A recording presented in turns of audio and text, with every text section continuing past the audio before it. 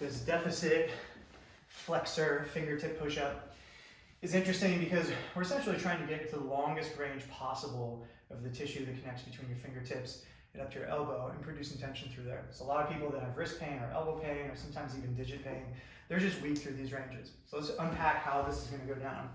First of all, if you don't have a slant board, no big deal. You can do this on the ground. This is going to allow you for a bigger range. If you have some way that you can set this up, maybe you have just a piece of wood elevated on something, it works exactly the same. So I place my hands, nice wide handprints.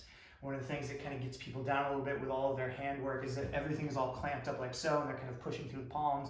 We want to have very good contact with each finger, but we are going to lose the thumb and the pinky here. So I lean over it, I get a good stretch across my forearms, and I push myself up until I lose contact with these guys. That's totally fine. And then lower myself down, decelerate, get a stretch, hang out, and come back up. These are intended to be slow, excruciating, stretchy reps.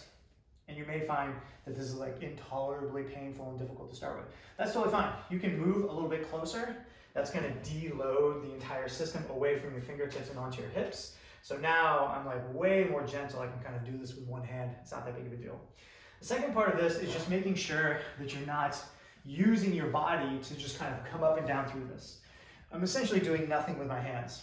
What I like to think of is my body is totally fixed and I'm pressing and digging through my fingertips to raise my shoulders. I'm not raising my shoulders. I'm pushing myself up and then allowing myself to lower back down. This tends to be the easier phase. But pushing yourself back up may take a little practice to feel like, oh, I'm actually doing something through the fingertips.